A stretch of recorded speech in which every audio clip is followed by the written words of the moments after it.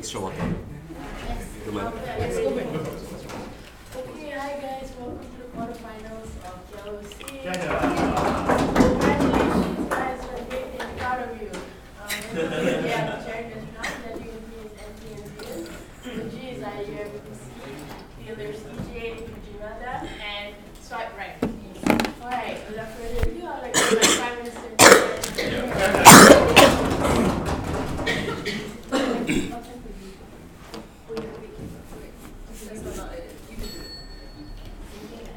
Sorry, yeah.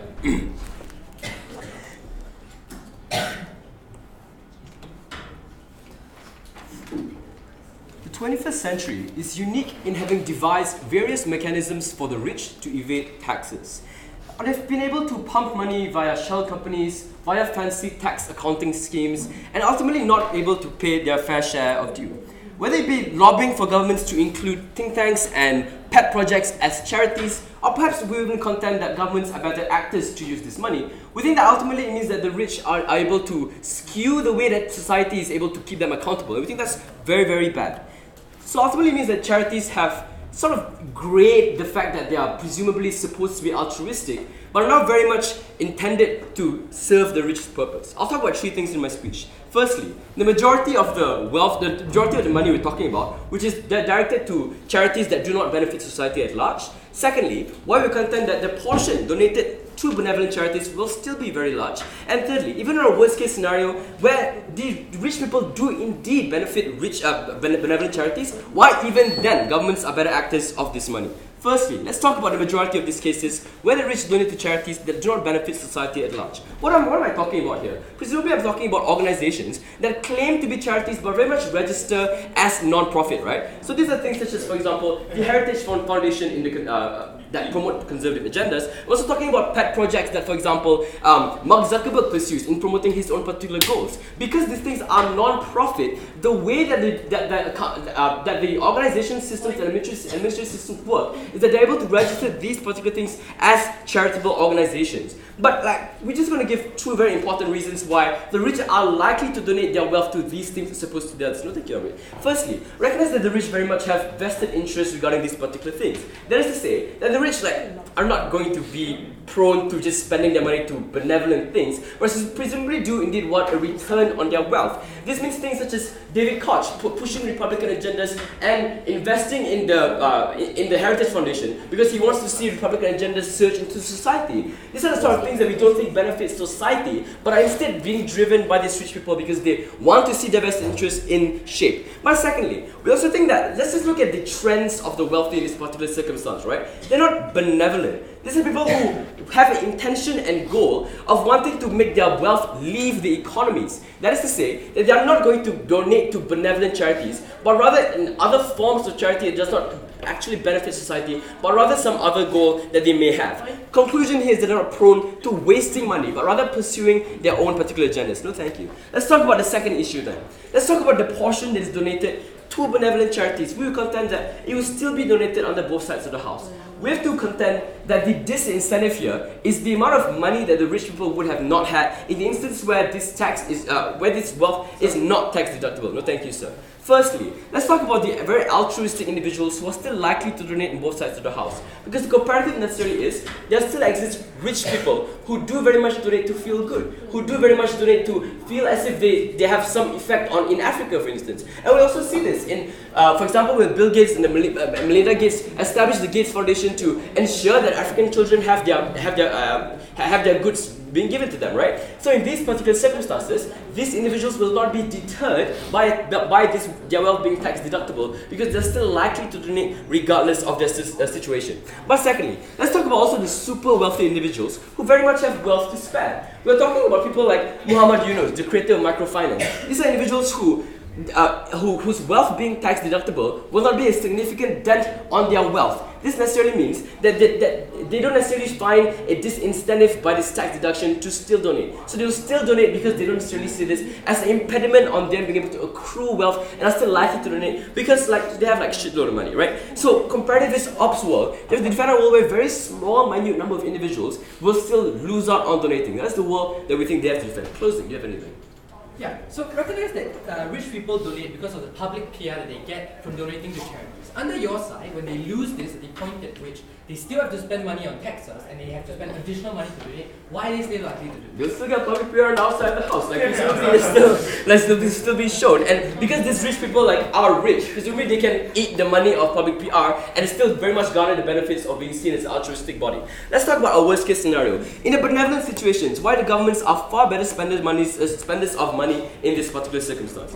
Because you have to recognize that the money that you can accrue from tax deductions is very much money that could be directed to government coffers and being used by the government. We're going to give 4 reasons why the governments are presumably better actors in this situation. Firstly, recognize that charities very much have to look and plan for short-term relief instead of long-term infrastructural development. This means, for example, that charities are far more likely to aid the poor via providing them with mosquito nets instead of microfinance schemes or building infrastructures in Africa. We're going to give, I think the primary reason that the charities act this way is because they're beholden to immediate results. Because they have to ensure that people donate to them, and they have to show very graphic images of, for example, the poor in Africa being given mosquito nets as opposed to a building there, right? Comparatively, we think the government is accountable every 5 years and is better able to plan long term because they're not beholden to the same short term incentives. So I think in that circumstance, the government is the better actor. Second reason, recognize that the charities are also far less accountable because they're very much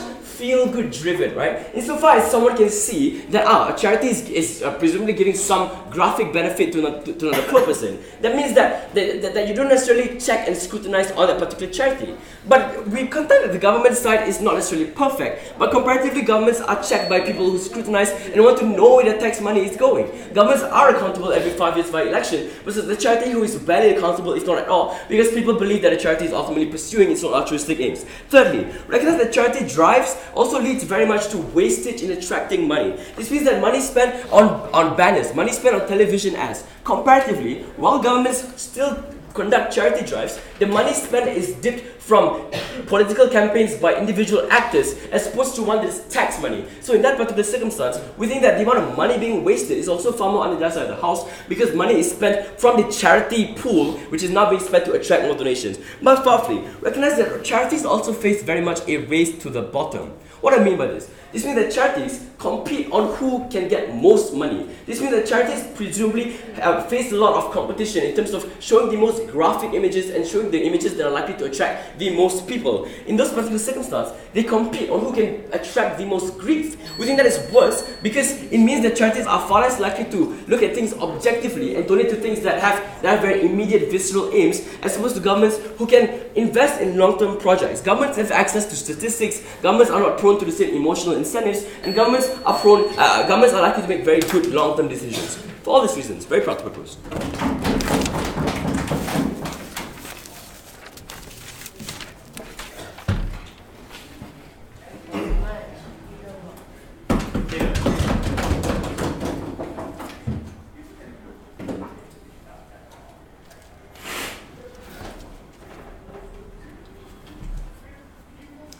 The various mechanisms have a hierarchy. We see that the worst off, tax havens, lobbying, all these things that Talis says is so harmful, will become empowered and people have an incentive to enter into those versions comparative to charities. We think that charities are the best way if they are actually going to do this. But here's where I'll deal with the speaker before me in two responses before moving on to my arguments. On first, why it's principally justified as a result of having your duty fulfilled through charities, and secondly, how comparatively less money to the state is better than less money to charities. Essentially, the position of side opening opposition is that you should be able to contribute, insofar as you can contribute to charities, you should have your tax deducted. This means that no matter what income level you are, if you donate, the tax is proportional, tax that is deducted proportional to what you donate. And we think that you can regulate NGOs and increase accountability and fairness is set in our world. But here's why I'll provide you a comparative to that. But first, 3 responses. Let's look at the bad charities. And look, we have standards to what charities can do. At the very least, it does provide some benefits to people on the ground. If you are unable to do that, you wouldn't be able to register as a charity. But secondly, there's an assumption that if you are conservative, if it's a conservative charity, therefore it's equals to evil. But if people genuinely feel that their needs are being provided for conservative causes, we don't know why they're evil. But we also say that if it's about political agendas, essentially if you find political agendas so harmful, this money now goes straight to the politician as a result of this these rich people not being able to find any other way to do so. The last thing we'll say is that we don't know why benevolent intentions is more important than the actual money that is being put to the ground. We don't care the intentions of that individual insofar as some money enters into the benefit of people that states cannot do. And I'll explain to you that in my argument. But here's where we also respond to this idea, whether or not these rich people will actually donate. Because they were largely defensive in this. They say that there are lots of rich people that are altruistic,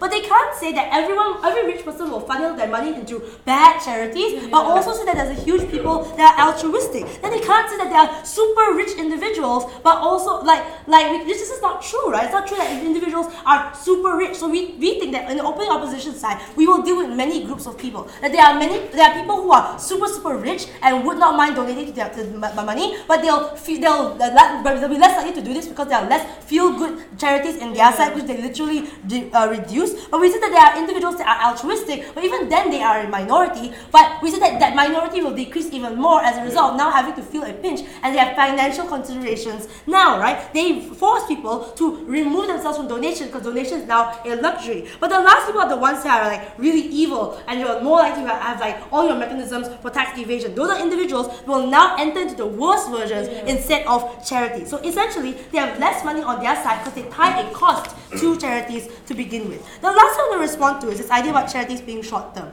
Look, the fact that they can use microloans as an example means that microloans are one version of charities. There might be some that are mosquito nets, but how dare you say that mosquito nets are important to individuals who suffer from malaria? That's harmful in their world. But here's where we say that essentially, the government is less accountable than these charities to begin with, right? Because of the competition essentially creates new versions of charities because they have to compete with each other, or they have to be the best versions of charities in order to compete with each other. This means that governments are less accountable because they have more ability to cover up compared to charities. Like Joseph Kony, the Kony campaign essentially was taken down as a result of people actually having a tie to that charity and feeling that they wanted that charity to be accountable. But I will move on to my arguments on why it's principally justified, right? The duties that we have right now is that if you contribute to a good, you therefore have fulfilled your duty. So for example, veterans are financially incentivized by having free pensions, or civil servants get healthcare and insurance. Essentially, the state loses money if it means that you are incentivized to do things that the state otherwise could not do. This means that you fulfill a duty. But here's where charities have a unique duty that is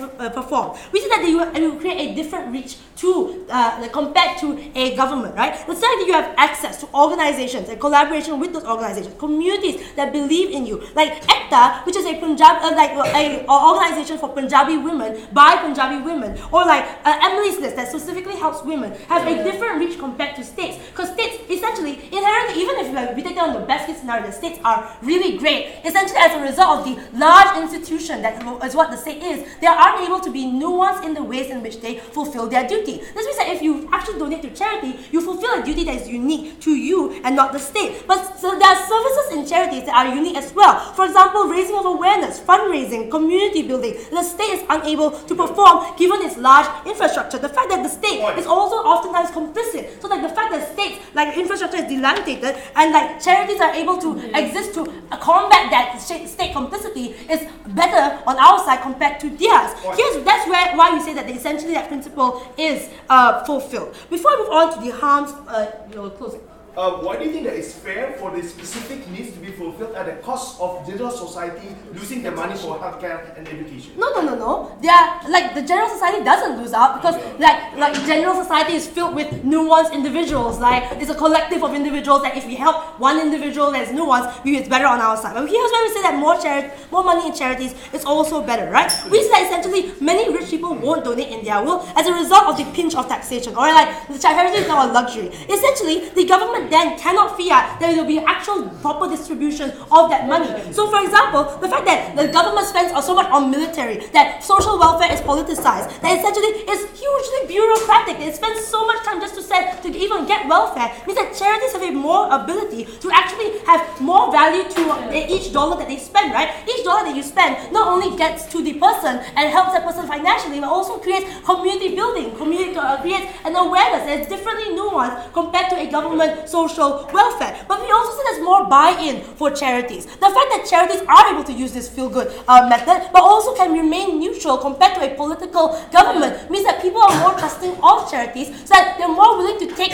money from a charity compared to social welfare. But we also say the last thing is that, like, if they say that we want to be more accountable, like, charities are more accountable given the fact that they're not beholden to lobbying and they're not beholden to anyone else besides the people that they claim that they promise to help. So if I promise to help, like specifically poor Chinese women, that's the only demographic that I'm catering to, because I know that the moment that I stop catering to them, I no longer have the buy-in that I currently exist upon. This means that they're actually more accountable compared to like states that are either lobbied or lobbied. And literally, they can, like, rich people will now lobby individuals and they'll now lobby governments to lessen the taxes, right? Like, essentially, the ability for us to turn the wheel of societal protection and societal well-being is better when you empower the hands of charities. They trade this off in their world.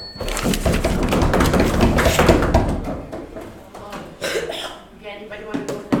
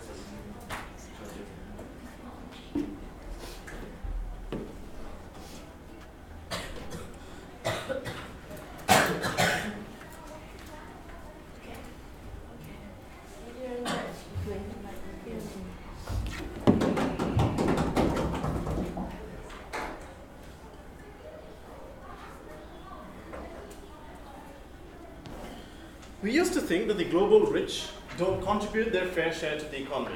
Turns out we were wrong. They don't contribute anything to the economy. They have effectively left the economy in today's world. With the advent of the added scrutiny on offshore accounts and shell companies, we have turned to a new mechanism of creating foundations and trusts of their own from which they then derive wages and are able to then not pay tax to the government. We think this has to stop to a massive extent. I'm going to talk about three things. First, I'm going to talk about exactly like Khalid's structure. First, why is it that we stop a lot of tax avoidance? That is money that would not have gone to any usage of this society whatsoever in opposition's world. Second, in terms of like, why is it that people who are donating to the benevolent people on which opposition relies, why these are people who by and large, to a large extent, we still get a lot of those benefits, even if not all of it. Third, why is it that even if they do all of that benefit, why a government is a better spender of that money than charity organizations? First, in terms of tax avoidance, we told you how often foundations such as political think tanks can technically qualify as charities, or pet projects like Mark Zuckerberg's educational institutions can technically qualify as charities even though they do nothing for the global poor and vulnerable people on the ground. Those are the things often which technically qualify as charities, and that are used to often avoid tax because that they would rather fund their own pet projects or fund their own political ideologies as opposed to actually helping society or give tax to the government. You think, what was their response? Their response was, they will do more of those worst things in your world. What does this response mean? Like, presumably they do these worst things in our world because those things qualify as charity currently, and when they don't qualify as charity, it's not tax deductible, right? I think that's the, no thank you. Like, I don't understand what that response even means. Admittedly, if there are like other worse things that currently don't qualify as charity that are not tax deductible, then obviously they're still tax deductible and we still get that money out of them. So I really don't understand what that response even means in this debate. So the point is also, but let's assume like OP is able to somehow magically fiat out which educational centers are charities and which educational centers should not consist of charities, which political think tanks can be considered charities, which political think tanks can't be considered charities. Even under those circumstances, there are mechanisms they often use to evade tax. So for example, they will often donate to charities that are actually charities, and they will often put themselves as chairman of those boards and derive enormous amounts of wages which are no longer tax deductible from those charities in order to make sure they don't get taxed anyway. So even if you're talking about benevolent charities only being qualifying as charities, there are methods that they can use to make sure that they don't actually contribute anything to society while also making sure their money is not tax deductible by like funneling it around. First donate, then take wages from there. I think that's how they do it, right? And I think that's quite bad. So note that this is the vast majority of the kinds of things that are happening, and the middle class are by and large the ones who are funding the economy right now. If we win this debate, if we win this class, that should be way like that's enough already for us to win this debate. But let's talk about the minority of individuals, like who are benevolent, who want to contribute to like good causes. Why do we think, by and large, a lot of these things will still happen? I think it's a bit odd for opposition to be like, it's contradictory for you to say some are benevolent, some are not. Admittedly, just like you said, there are different groups of people, right? Like, fine. Okay, so in terms of like benevolent people, we think the reasons why often people donate to these charities who want to do it for benevolent reasons are people who want to derive some form of meaning in their life. These are people who are obscenely rich and want to feel like they make a contribution to society, want to feel good about themselves, want to feel like they're a good human being and not like the other 1% of the world who are screwing over the global poor. Admittedly, these people have a by and large incentive to keep on donating to a significant degree to these charities in order to make themselves feel that way about themselves. They can continuously make themselves believe they're good moral human beings. Admittedly, it's some sort of a financial pitch, but I'm unsure why the global rich, like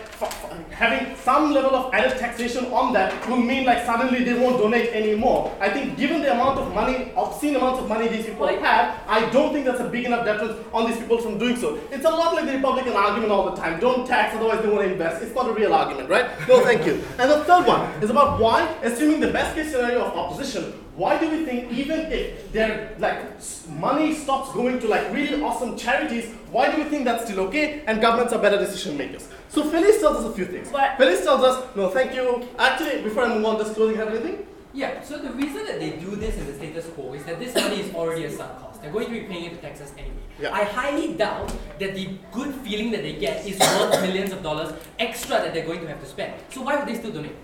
So maybe you're just contradicting yourself now because before that you said they really want to invest in their PR because that's one of the reasons. Admittedly, we are also talking about other things, right? So for example, yeah, to a certain extent, if it's a sunk cost and they would rather give it to a charity, we're fine with that comparative, right? Yeah. But I think there are also things that we are saying is that there are other considerations at play, like we just talked about, right? So for some people wanting to feel good about themselves is an act that makes people feel like they should donate to charities regardless. But also, admittedly, as the policy comes into play, your PR argument becomes even more important. It's a huge PR loss if suddenly, because it's tax deductible, people stop paying charities like they used to do. That's a huge PR disaster for them. That's a good enough incentive for them to keep paying charities. So keep paying to charities. Okay, moving on. But let's assume all of that is wrong. Why is Phyllis wrong in terms of saying charities are better? She says they're unique, they can do like niche things that governments can't. I don't understand why governments can't do unique niche things. Local governments exist for a reason. If people, then they're like, oh, but people don't trust the government, don't take money from them. Number one, that's a bit of an extreme characterization, but even if, governments can always cooperate with local organizations in terms of funding them to do certain things. I'm not sure why that's a problem in itself. But note importantly, all of these niche things can be done by government projects.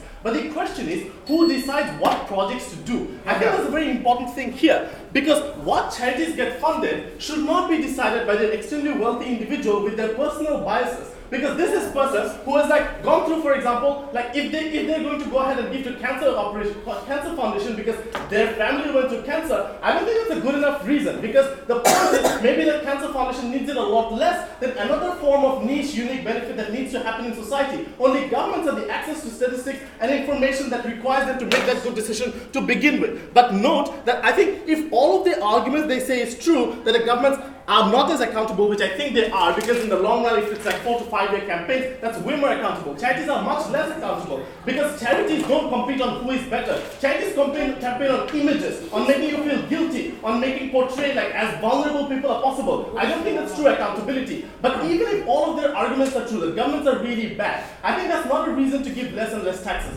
Because governments are the only ones who can create long-run infrastructure that charities are fundamentally incapable of providing for people on the ground because of the incentives Khalis also told you. So even if they are bad, you should keep on giving them tax, because even if it means they're bad users of money, you need to give them more for it to eventually reach the vulnerable people, because that's the only way you get them long-run solutions we propose.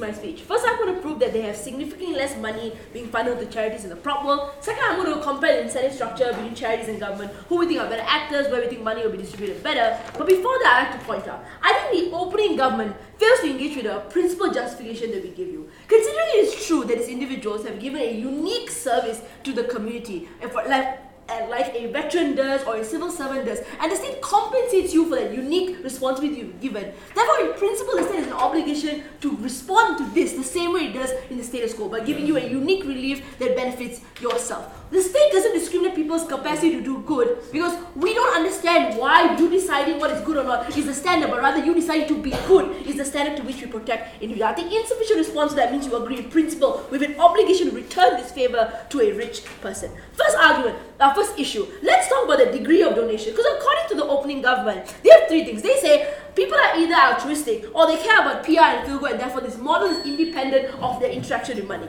Let's take a look at how pervasive we think this tax deductible is. You can look at their own characterization to give you the truth. The first thing we would suggest is, if you say people have incentive in the status quo to put money to offshore banks, into tax havens, that means they do indeed fear losing that money, because that money is significant. Because if it wasn't really significant, people would donate to taxes and have charities not being deductible anyway in the status quo, but they do. And the reason for it is because it's a huge amount of money. Consider the tax deductible in proportion to your income. So the top 1% of this country give it millions and dollars of money. Considering this premise is true, this means that financial incentive does indeed affect rich people to a significant extent. What is this extent? Because they say altruistic people do this for PR. I understand they care about PR, but look, now in your world, they want PR, but they are financially constrained from doing it. They literally don't have the capacity to say, PR is going to put money up, going to be able to afford all the luxuries I have right now. You're literally financially crippling them. So it's true they care about PR, but do they care about PR more than their financial constraint? I'm uncertain why that is true. Second, they say, aha, they are really wealthy people, so they will donate anyway, because this is actually quite marginal. There's 0.25% of our community. First, we suggest this is a minority. These people, maybe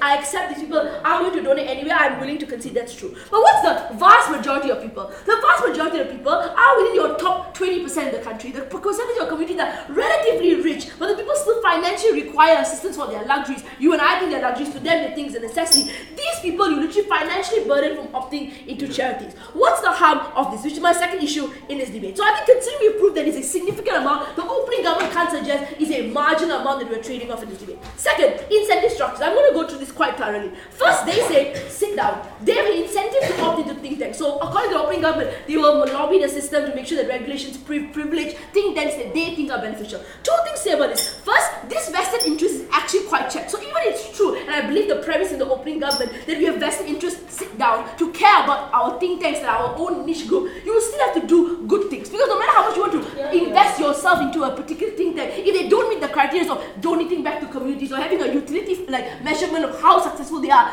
they would get shut down anyway. So I agree that invested interest, whether or not it leads to harm, you don't prove that link. But second, what's the comparative? The comparative is they would use this money in the proposition world to pump into lobbying to get that same vested interest back. If you're going to care about, for example, conservative religious values, I would rather you put that money into a charity that provides to religious people for like Salvation Army, for example, as opposed to pumping money into politicians where you literally don't know what their incentives are. They're manipulating public policy and they pump money into political advocacy. So I think on a comparative, vested interest is more checked in our. Second, accountability. According to the opening government, charities are unaccountable because their competition is based on feel good. Actually, I think that's a lot more accountable than governments. First, I think governments have a monopoly for 4 years to be uncompetitive. Under the next election term, you have a monopoly in deciding which charities you think are important, which political interests you care. If there's an event, if there's a scenario where you need to pump more money into military, the first place that gets cut is social welfare and taxes and welfare for poor people. So I'm uncertain why the government is more accountable considering it's giving a monopoly in the status quo. What's the comparative? You are juxtaposed to other charities. Whilst it's true, I agree that means there's a race to be more graphic, there's also a race to attract the most number of people to care about your cause. So I think on a comparative, we are more accountable to infrastructure that is long lasting. You are beholden to a short-term government that's politically motivated and is bound by election term. Third thing, long-term versus short-term. I'm going to have a bit of fun with this. Opening government suggests we are short-term, they are long-term. Let's analyze this. First, charities are actually quite long-term. The sustainability of your charity is like in time memorial. If you don't have any capacity to be accountable, the moment there's a scandal, the moment there's anything wrong, you don't get charity, the next organization gets it. What's the comparative? States. First, I think states are bound by election cycles. So the point at which you no longer run for election, you're no longer accountable. Lame duck presidents do the worst decisions in the status quo. But second, they are also beholden to specific demographics. As a result of gerrymandering, or like the fact that certain political blocks are stronger, you privilege whiter people than black people. So I'm uncertain why governments are A, more long-term, but B, accountable to at least an infrastructure that is at least more inclusive. But the third thing, it's a race to the bottom about graphic images. I'll take you after this. Great. We agree there's a race to the bottom in terms of graphic images. In a world in which you can cater to richer people, or richer people give you more money, then you have less incentive to have graphic images because you get a constant flow of income. On a comparative in your world where there's less number of people that are giving money, you would use more graphic images because you want to coerce more and more people. So I'm uncertain why they get better competitive charities actually make it worse. What's the final comparison I'm going to make? They say, this is actually quite smart. They say, look, rich people shouldn't decide where money goes. The state should decide where money goes because the state is not as invested as you are because you pump money to cancer research, you don't have data, cancer research gets too much money. We have three responses to this. First, I think the state is a bad actor in terms of deciding where money goes and where money doesn't. It's politicized to ensure a monopoly of its own individual force. But second, even if it's true, the best case scenario, I'll take you after this, where the governments really are, the individuals are really pumping money to places where they don't need it. I think more money into an institution makes it better. So cancer research should get more and more money. I'm uncertain why it's a bad thing in this debate, even if you put money into one specific area. Yes. I promised him. No. Yeah, I promised him. So even if all of your arguments are true, we are still losing on billions of dollars of people using shell charities to avoid tax. Don't say yours is worse than this lobbying. That's tax deductible. Look, people put money into offshore havens and taxes because they don't trust the government because they think that their money is being wasted and not being put in their interest. If you and your world are going to force them to opt into taxes, you don't give them an outcome to put their money to meaningful things, they would do offshore banking in your world, they would do tax havens because the comparator is paying money to your government in your world. So I am not certain how you make it worse or better. But the second, we also say charities are more trusted. This is important because Gopal's frequent response is, I don't know why the state can't go into niche groups. Of course they can't. People don't trust the state for many reasons, either it's religious or by the fact that I'm a persecuted minority means people don't trust states to do the business that they think their communities are. So I think at the end of the opening half exchange, it is clear that governments are worse actors in distributing money. But secondly and more importantly, we will significantly lose out on the amount of money circulating in charities, and we think it's principally unjustified to allow this model to pass.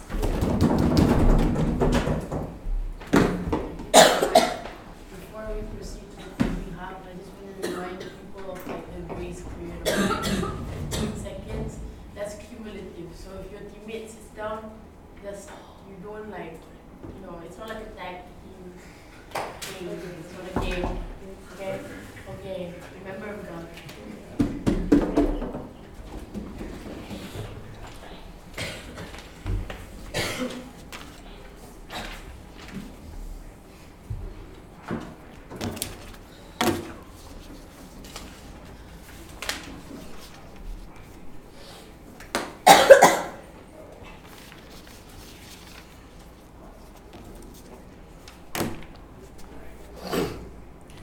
The opening government demonstrate the possible benefits of preventing charity tax deductible towards the benefit of society receiving it. But we think, since this is a policy debate upon what government is going to do in society, we need to put emphasis on the justification of government forcing the rich to still pay tax, nonetheless, if they already paid the charity to begin with. Or, in other words, we need to talk about why the obligation to contribute to society as a whole, and not to only the niche specific individuals that they are actually targeting and willing to target to, is an obligation that needs to be fulfilled in the principal level. So opposition cannot argue that within the opposition cannot argue that it's going to still benefit all areas of society under their side. Why? Because because if that's true, that these people are actually still going to be able to benefit all, they do not also mind to actually get these policies to begin with, because they're also donate to tax to begin with, and it's going to touch all areas of society. Because you need to understand the specific characteristic of charity in the very first place, right? It goes specifically to specific spectrum of society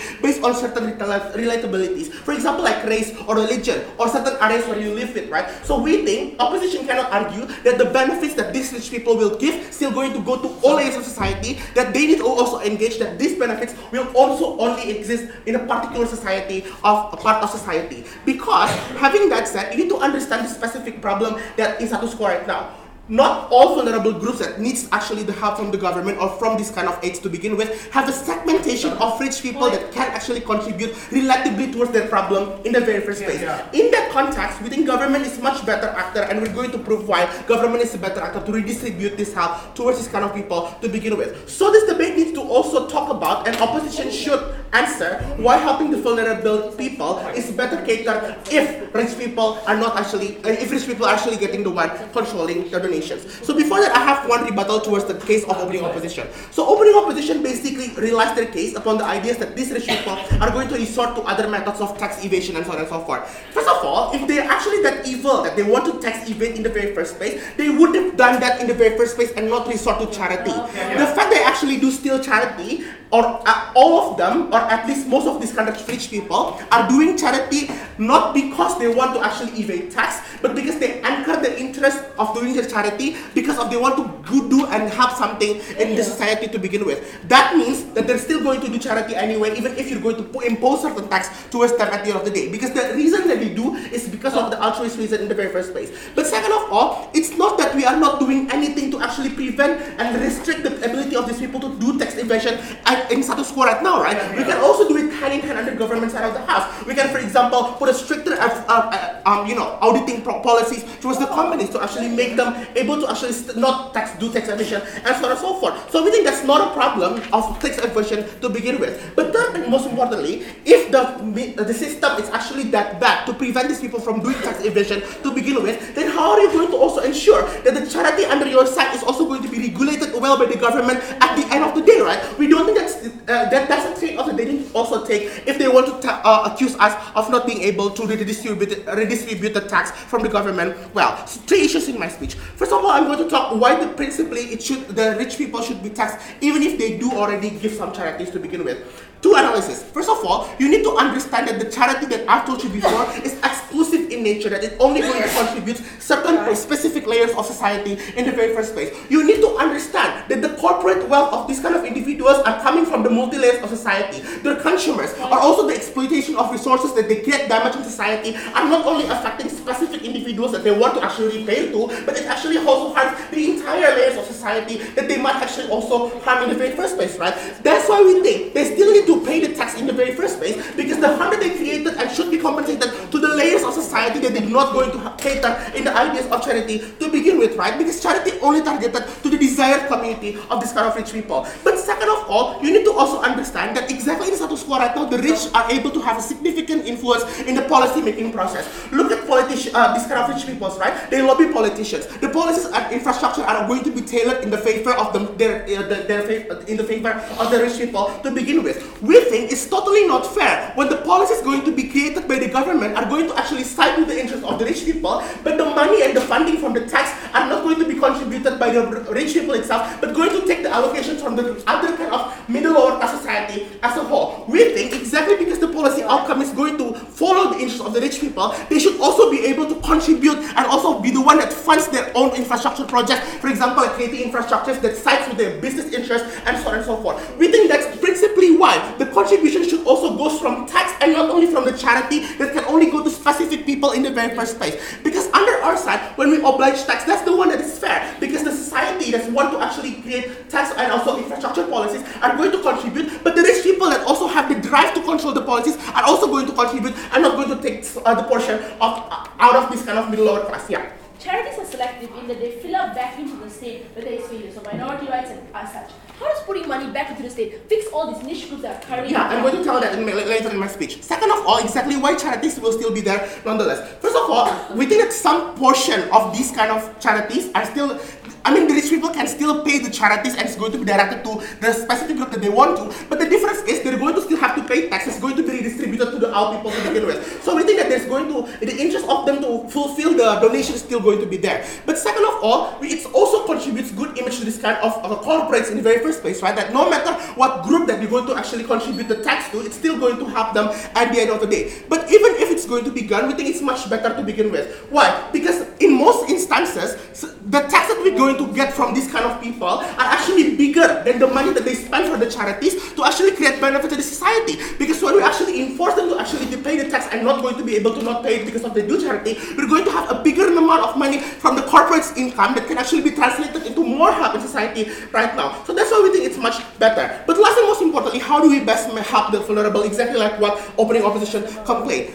First of all, because we think that the incentive to actually make this kind of whatever the vulnerable groups in society as the voting bloc of the government is going to exist in the very first place. Because we think that exactly the election right now is totally unpredictable, they will have the incentive to actually garner votes and cater their interest no matter what it is, because the unpredictability of election outcome is totally unpredictable, and they're going to grab the niche market as much as possible. But second of all, we think that check and balance is going to exist in the government better because they have a political representation. Under the corporates or the charities, when the rich people are controlling the money, they do not have any representation in the body organization of the charity itself. That's what makes the charity become not specific and targeted, but only going to be tailored to the rich people without any check and balance from the poor. That's why we think it's help better for the vulnerable people under the government side we propose.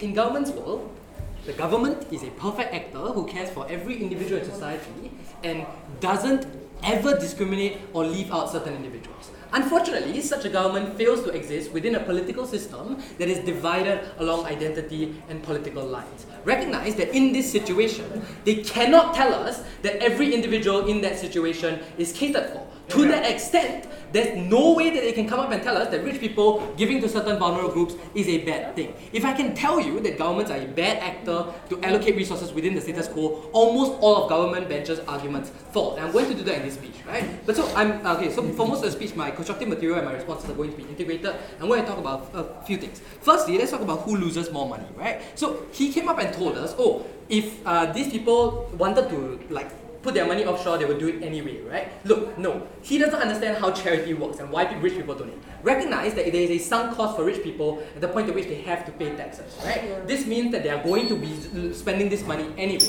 So under our model, right, these individuals are more likely to give this money to charity because of the fact that they're likely to gain some benefit from this sort of charity, right? These are things like positive PR, like I pointed out in my POI, right? Or simply furthering like the rights of certain minorities that you feel deeply for, right? These are things that are important to these individuals, but probably not worth the millions of dollars that they would spend anyway, right? The point at which this avenue is no longer available, this money is not going to charities, it's simply leaving the country. His response to this then was, oh, let's regulate. Guys, government bench can't have their cake and eat it. If they tell me I cannot regulate my charities, how come they can suddenly regulate where this money goes, right? Recognize that if regulation is a problem on both sides, then at the point at which these people aren't allowed to donate to charities, this money is going to flow offshore unchecked.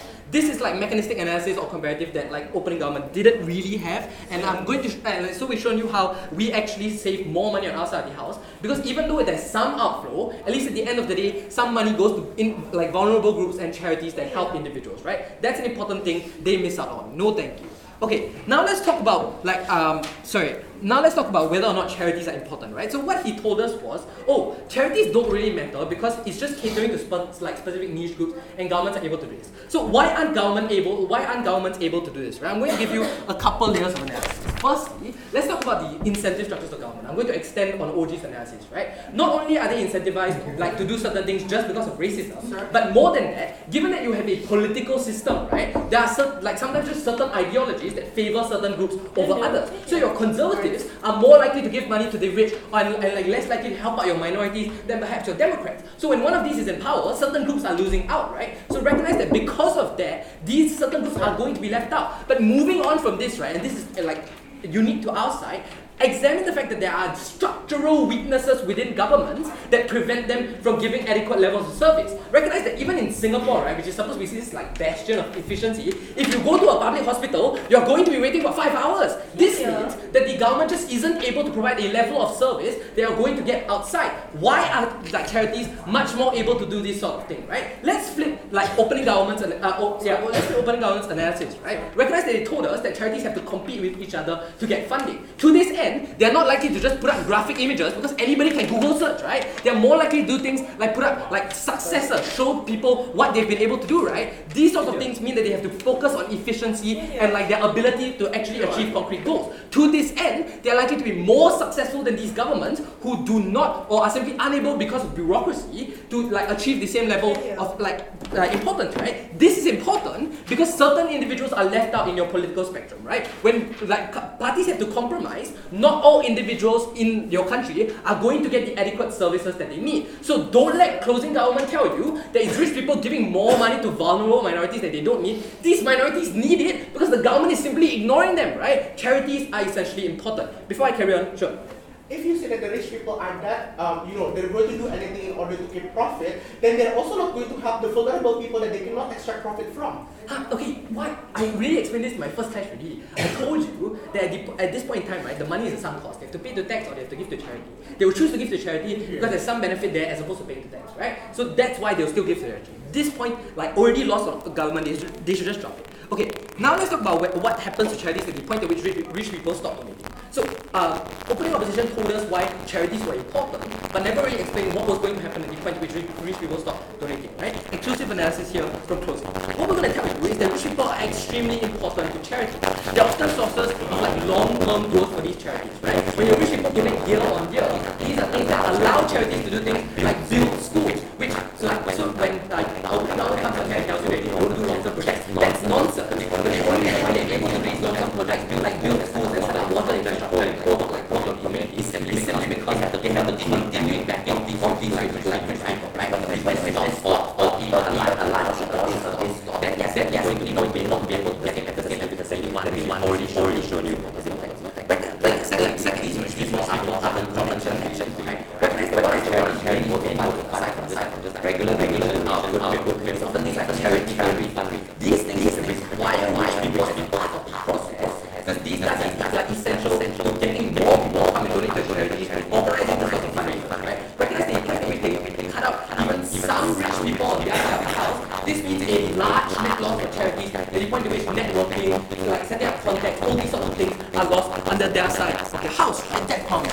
Okay, last thing I'm going to talk about is about the principle, right? So now I'm going to respond to the principle argumentation coming out from closing government and extend on our principle itself, right? So what they told us is, the rich people have an obligation to these people, so they have to give back, right? Okay, recognize, guys, that there's two obligations when we pay tax, right? One is an obligation to give back your fair share. So this is what everybody does when they pay tax, right? But recognize that there's a second obligation, right? And it's the reason why rich people pay a disproportionate amount of tax. It's because there's an obligation to ensure equality within your society. So there's a redistributive quality to tax, right? But recognize that redistribution doesn't necessarily have to occur under the government. At the point at which we've already shown you that charities do abject good, it's clear that there's redistribution that happens, and in fact to a better extent under the situation where these people are giving money to charities. So why then can we not force them to give to the government, right? One is just because I've shown you the government is a shitty actor, but more importantly, the government is often diametrically opposed to your goals, right? Recognize that often governments do things, and governments are not so altruistic, right? Often in the US, they're passing a tax bill that really screws over poor people and benefits the rich,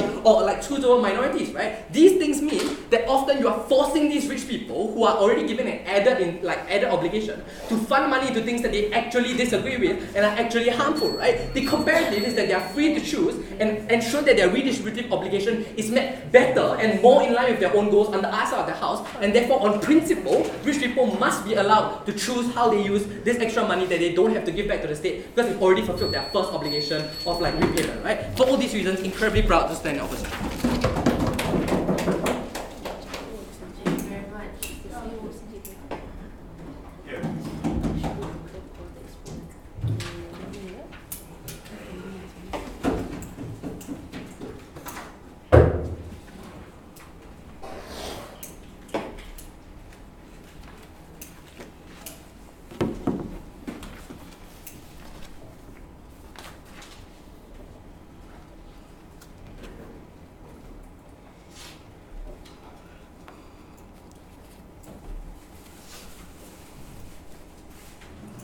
But within it, it's unfair for opposition to play the scenario that the compartment the government needs to defend is people are going to opt in into tax evasions. If they need to play on the base case scenario that the charity organization are going to donate as the benevolent actors and help significant numbers of society, they also need to engage in the scenario where these people monies are going to be allocated into taxations instead of tax evasion, right? Because we provided analysis in closing government, the tax evasion is something that we are going to fight. We think that it's possible and we think that it's feasible on our side of the house that we minimize tax evasions. That leaves us into several questions in this debate. Number one is the question that closing government posed in this debate. Why replacing taxation with charity is unfair to the victims of historical injustices and the victims of these people accumulating wealth. Number two, I'm going to talk about the exchange of government versus charity organization, which actor is better. Let's engage. Let's go in the first question first. Why replacing taxation with charity is unfair to the victim? What we heard from our side of the house is that there is an importance of providing specific needs that are needs that needs to be appreciated. The states are otherwise are not going to be able to allocate. Number one, we told you in closing government that these niche markets are only considered important by specific numbers of people and not general society. This means that donating computers to people in Africa are less important for poor people in the United States of America because they need Medicaid, because they need healthcare, because they need education. At the point of time where the specific needs are not considered important, I don't think where the general society needs to appreciate the willingness of this individual to donate their money giving computers to people in Africa, right? The sacrifices of the general society to appreciate this effort is not necessarily fair in comparison to the damage that they cause us because they don't get the money that they otherwise should get, right? Okay, agree. There are some important things that may be important, things like minority rights and so on and so forth, on the side of the house. But at the point in time in which the minority rights are becoming more and more important, I think that talking about minority rights to be allocated for money and taxation as becoming more politically popular, right? I think these are the reasons why Barack Obama is being elected as president and minority issues are also being brought up within the parliament itself. We don't think that's important. But otherwise, in the other alternate scenario where these people possibly black people or Hispanic people, they know they are allocating the money to taxation instead of donations or charity organization, there is more incentive for these people to also push government to also allocate this money to specific minority like black people and Hispanic people. At the point of time, we don't think there is any significant difference on the idea of this minority rights if they are considered important. What we told you that it is more likely that these these causes that are not going to be supported by states are causes that are not necessarily important and create a huge benefit towards the society. So like things like providing computers to people in Africa, like what Mark Zuckerberg does, or like giving more like online villages in Indonesia, like what Mark Zuckerberg do. It's not something that people in America should take responsibility of, right? At the point of time, we think that it is more important that we need to understand this. The structural reasons why is it unfair we give you in closing government is because of two things. Number one is because the process of these rich people and an extremely wealthy individual accumulating their wealth and becoming a rich individual is imposing collateral damage to the general society. We told you about resources exploitation. We told you about historical injustices that they make people becoming poor and poor. It's because of the capitalism that they created. At the point of time when we think that the general society are impacted generally by the way that these people are accumulating wealth, we think that the benefits should not go to the people who are actually becoming the only niche interest of this individual. Instead, we need to go to the general society as a whole. I'm going to take you after my first class.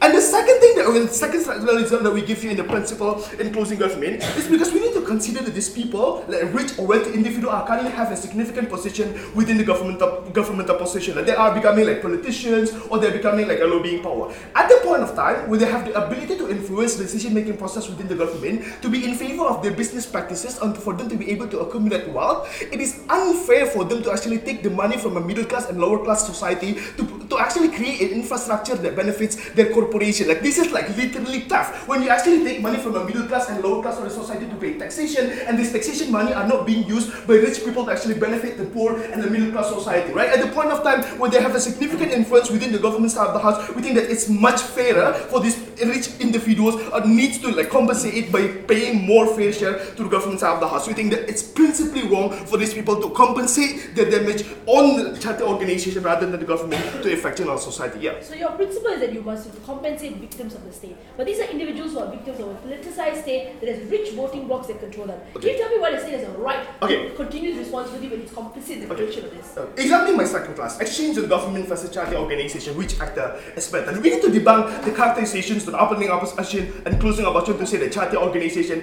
is a good actor because they're more accountable and they're having a competition. I don't think that accountability in the like charity organization exists on their side of the house. The first reason is because there is no people's representation. This means that people do not have a structural incentive to continuously check up and create check and balances to the charity organization, understanding that they don't think they have right to criticize the charity organization because they don't have representation within the organization. But number two is because it's too many that you have too many like charity organizations that people do not really have time like to scrutinize each of the organizations at the particular time, right? I don't think that accountability exists on their side of the house when people do not feel that they are represented or entitled or relatable with the charity organization. But most importantly, on the side of the house, charity organizations do not need to compete, right? Because at the point of time when charity organizations are going to be automatically becoming a tax haven of rich people, I think rich people are going to donate to this organization anyway, without necessarily having this organization to show a clear impact of a clear benefit of their practices, right? At the point of time that it's become like a safe haven for tax like rich individual or like wealthy individual, we don't think the competition is going to be necessary on their side of the house. What we told you on our side, number one, we told you that government are more accountable because we have a people representation within the parliament, right? I think it's more like clearer that it's more accountable. But secondly, I think the government are competing to create a better impact, right? At the point of time where government have a clear way of their competition within the election, I think it's much better. The only response we heard from opposition is that states are bad because they are politically motivated. One, we thought that politically motivated are fine because you have a dynamic exchanges of government over time. Like maybe like in the 80s you have a Democrats that are controlling the government, and next actually you have Republican. I think that's fair to give you rights of a conservative and liberal to hold the government and have the ability to control, because it's not something that is unfair that you have equal chance for you to control the government and equally compete, right? But most importantly, the reasons why currently many actors are left out by government is not because the government are inherently not beneficial actors. It's more likely because they need to make a priority on one sector, they need to sacrifice. It's partly because they don't have enough capital, because the money are going to go to donation instead of taxation, right? At the point of time when the money is going to go to government and taxation, I think the government has less and less incentive to make sacrifices to points that are important. What happens on the side of the house, more minorities are going to be left out, because there are some minorities like black people or Hispanic are do not becoming the target of donations. No, they're also not becoming the target of the states because they do not have sufficient money to also compensate and try to empower them. I think it's much worse on the side of the house for minority people because the case of government. Thank you very much. How do you do this qualifying?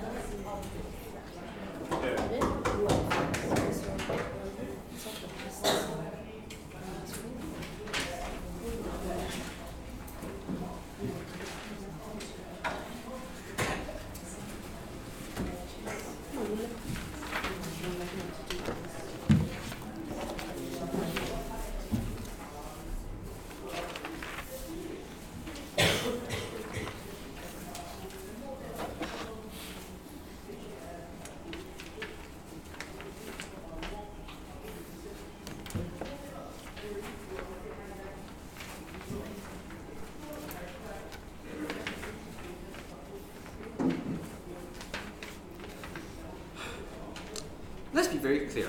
We're not arguing here in this debate that charities need to be a better government than the government. What we're arguing here is that charities simply need to, one, give back to the society in some way or form, and two, do so better for the niche communities that they aim to protect in the very first place, right? I'm going to argue this in three questions. Firstly, is this principally justifiable? Secondly, does money to charities actually do good? And lastly, is wealthy people giving money to charities better than giving tax to governments, right? So firstly, is this principally justifiable? I'll spend a bit of time on this, right? So the answer is, of course, right? I will give you two key layers as to why this was the case. Firstly, it was because of the obligation of giving back to society, right? And we think that like wealthy people are able to fulfill this in a multitude of ways, right? Not simply just by paying taxation, right? But the second one was the idea of redistribution of money to the rest of society, right? And we think that charities are a great way to do so, right? Because when you give your money through taxes to the government, it doesn't necessarily mean that it's going to be redistributed to the most vulnerable people within society, right? We think that when you use the avenue of charities, this money goes directly into the exact vulnerable people that you're trying to protect, right? CG told you, but the lower layers are not catered to, right? But that's exactly what we're doing, right? That the money to these charities often don't go to your middle class people, right? It goes to the people who actually need that kind of donations and contributions in the very first place, right?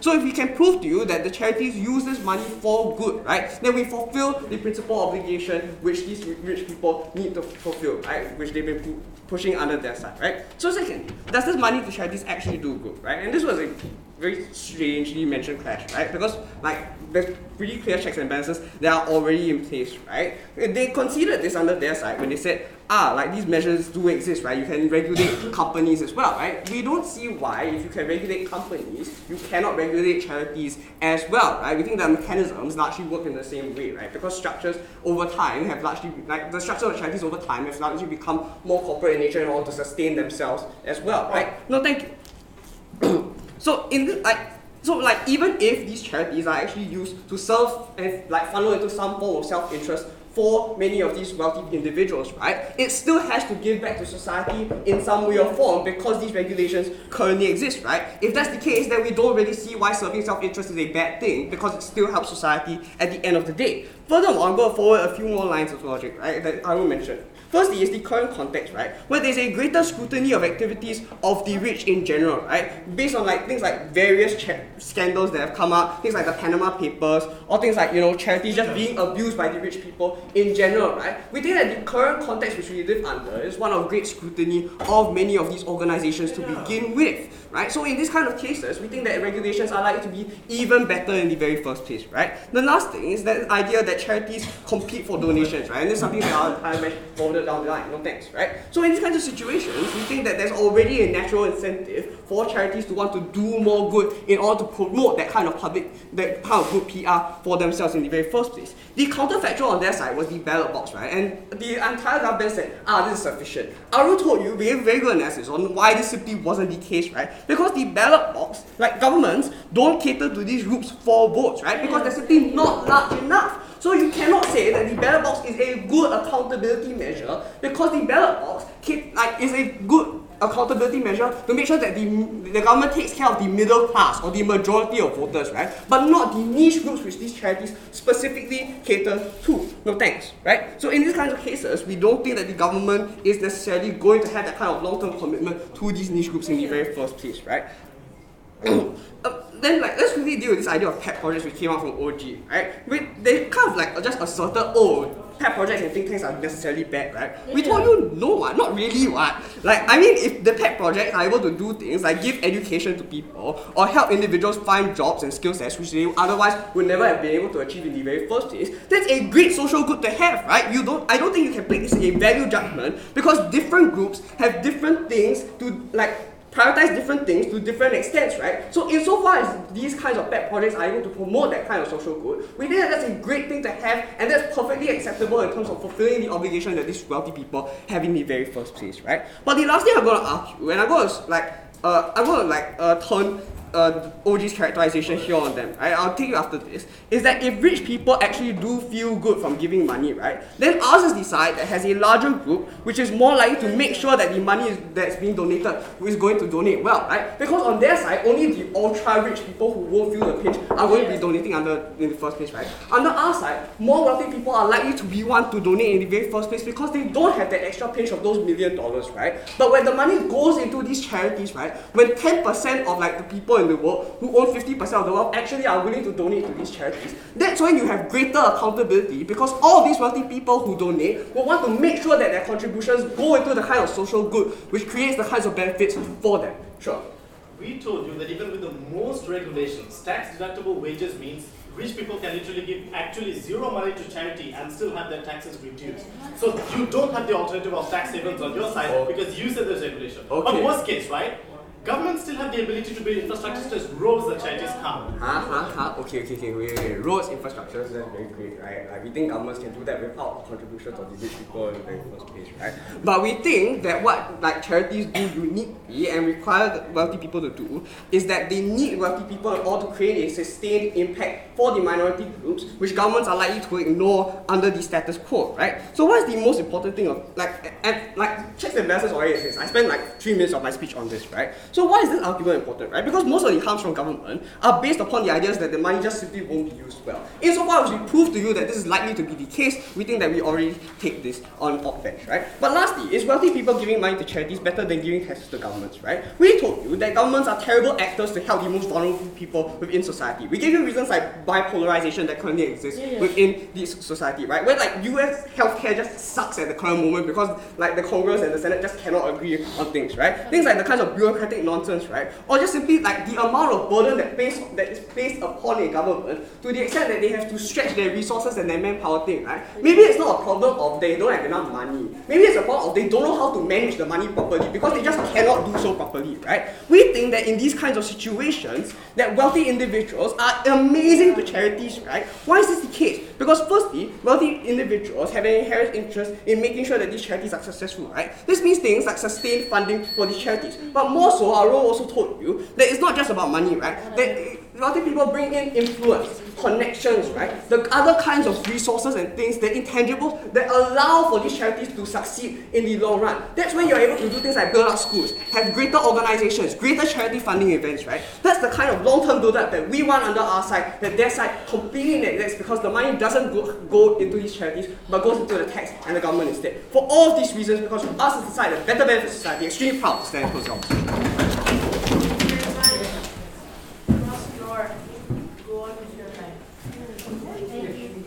Back to the hall. Don't go outside.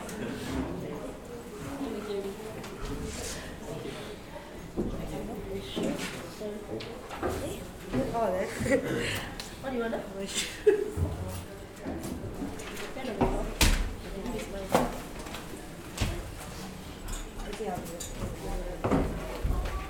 Ini udah apa? Harapan